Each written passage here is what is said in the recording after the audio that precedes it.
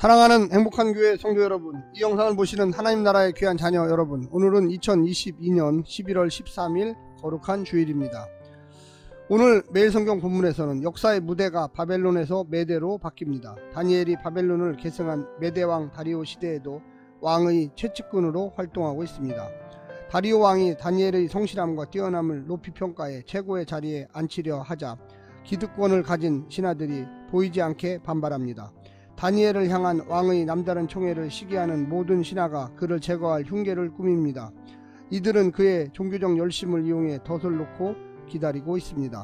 오늘 본문을 나누어 보겠습니다.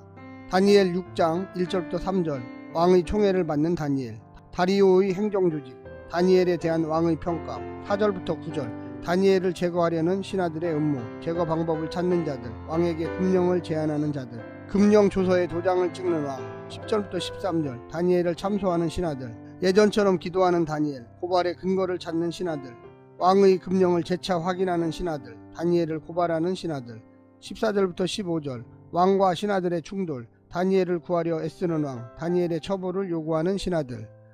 오늘 본문 다니엘 6장 1절부터 15절 말씀을 듣고 다시 오겠습니다.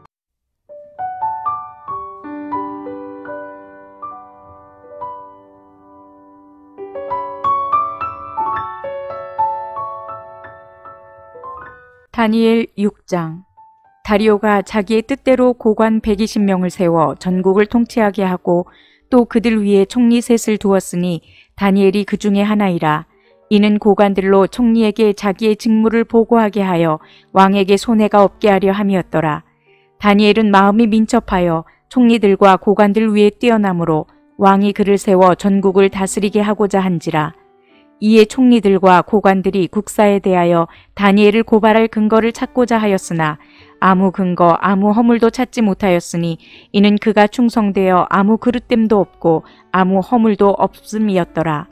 그들이 이르되 이 다니엘은 그 하나님의 율법에서 근거를 찾지 못하면 그를 고발할 수 없으리라 하고, 이에 총리들과 고관들이 모여 왕에게 나아가서 그에게 말하되 다리오 왕이여 만수무강하옵소서. 나라의 모든 총리와 지사와 총독과 법관과 관원이 의논하고 왕에게 한 법률을 세우며 한 금령을 정하실 것을 구하나이다. 왕이여, 그것은 곧 이제부터 30일 동안에 누구든지 왕 외에 어떤 신에게나 사람에게 무엇을 구하면 사자굴에 던져넣기로 한 것이니이다. 그런즉 왕이여, 원하건대 금령을 세우시고 그 조서에 왕의 도장을 찍어 메대와 바사에 고치지 아니하는 규례를 따라 그것을 다시 고치지 못하게 하옵소서 하매, 이에 다리오 왕이 조서에 왕의 도장을 찍어 금령을 내니라. 다니엘이 이 조서에 왕의 도장이 찍힌 것을 알고도 자기 집에 돌아가서는 윗방에 올라가 예루살렘으로 향한 창문을 열고 전에 하던 대로 하루 3번씩 무릎을 꿇고 기도하며 그의 하나님께 감사하였더라.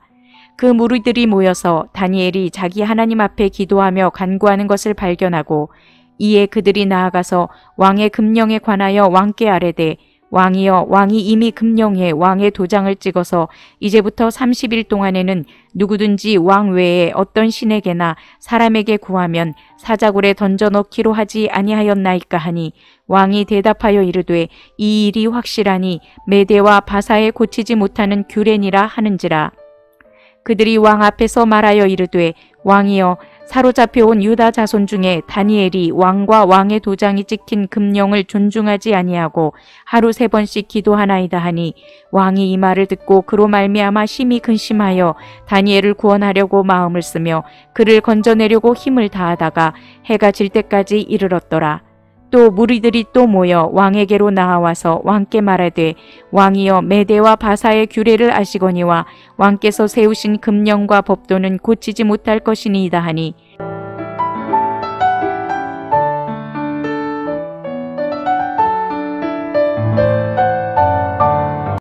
6장의 이야기는 주제와 소재에서 3장의 이야기에 매우 가깝습니다. 사드락과 메삭과 아벳노고는 우상숭배를 강요하는 왕명으로 인해 풀무불의 위기에 빠지고, 다니엘은 경쟁자들의 시샘어린 음모로 사자굴에 떨어집니다. 이 두 이야기는 민족들 가운데 흩어져 사는 유배민들에게 주는 생존의 안내서였습니다. 유배민들은 자신이 거주하는 이방 나라를 자신의 실존적 공간으로 적극 수용해야만 합니다. 그곳 원주민들과 더불어 나라가 잘 되도록 애를 쓰고 정치에도 긍정적으로 참여해야만 합니다. 예를 들어서 에스라 느헤미야 에스더 모르드게입니다. 현실을 바꾸기 위해 애쓰기보다는 왕의 보호를 받아 유배지의 문제를 해결해야만 합니다. 때로는 국가 권력이나 토착 세력에 의해 믿음의 시련을 당할 때도 있겠지만 유배민들은 하나님께 의지해 끝까지 믿음을 지켜야 합니다. 위협에 굴복해 타협하거나 공개적으로 맞서 싸우지 말고 기존의 경건생활을 그대로 유지하며 믿음의 길을 가야만 합니다. 신앙인은 끝까지 신앙의 의무에 충실해야만 하겠습니다. 오늘 본문을 세 부분으로 나누어 자세히 설명드리겠습니다. 첫 번째, 지혜로운 충성. 다니엘은 120명의 고관들을 관리하는 세 총리 가운데 한 명으로 제국의 안정과 발전에 일익을 담당하고 있습니다. 그 사회가 비록 우상을 숭배하는 나라였지만 그는 그 나라를 향한 하나님의 치우침 없는 주권과 사랑을 하나님 주신 지혜와 민첩함으로 자기 과업을 감당함으로써 이루고 있습니다. 다니엘은 신앙과 삶이 일치했습니다. 태만하지 않으려고 노력했으며 권력을 이용하여 부패하지도 않았습니다. 신앙은 예배당 안에서만이 아니라 일상생활에서, 주일만이 아니라 주중에도 나타내야만 하는 것입니다. 세상에서 나의 자리가 어떠하든지 그곳에서 주께서 오직 한 분 통치자임을 믿고 열심으로 살아야만 되겠습니다. 두 번째는 구람 없는 저항. 다니엘을 시기한 신하들이 왕의 마음을 훔쳐 30일 동안은 왕 외에 다른 신에게 구하는 자를 사자굴에 넣게 하는 조서를 반포하게 합니다. 그 조서를 왕조차 고치지 못하게 만들어 다니엘을 향한 왕의 신임이 그를 살릴 퇴로마저 막아버립니다. 이에 굴하지 않고 다니엘은 변함없이 하루 3번 하나님께 기도함으로 저항합니다. 30일 동안만 쉬자는 생각도 않습니다. 몰래 하자는 생각도 허용하지 않습니다. 권력자들에게 목숨을 구걸하기보다 목숨을 주장하시는 하나님께 자신의 목숨을 맡겼습니다. 그에게 왕은 왕일 뿐이며 신은 아니며 더구나 하나님을 대신할 신은 될 수가 없습니다. 하나님을 기도의 대상에서 제외시킨다는 것은 자신의 존재 자체를 부정하는 불신앙입니다. 마지막 세 번째는 흔들림 없는 기도입니다. 다니엘에게 기도는 하나님을 인정하는 행위였습니다. 단지 습관을 쫓아 행하는 종교 행위가 아니었습니다. 하나님 외에 다른 신은 없다는 믿음의 표현이었습니다. 그게 확실하니 굳이 숨길 필요가 없습니다. 그 말수록 더욱 그의 공개적인 신앙행위는 하나님의 실존을 증명하는 좋은 기회를 만들었습니다. 만용이 아니라 참된 용기에서 나온 자발적인 위기의 선택은 하나님 되심을 드러내는 기회가 된 것입니다. 다니엘의 기도와 발각에 다니엘 자신보다 더 근심한 것은 왕이었습니다. 왕이면서 신처럼 대접받는 것을 물리치지 못한 어리석음으로 충신을 잃을 위기를 자초하고 있습니다. 사랑하는 행복한 교회 성도 여러분, 또 이 영상을 보시는 하나님 나라의 귀한 자녀 여러분, 오늘 하루도 오직 믿음, 오직 행동, 오직 하나님의 명령만 따라 사는 믿음의 백성들 되시기를 간절히 부탁드립니다. 샬롬.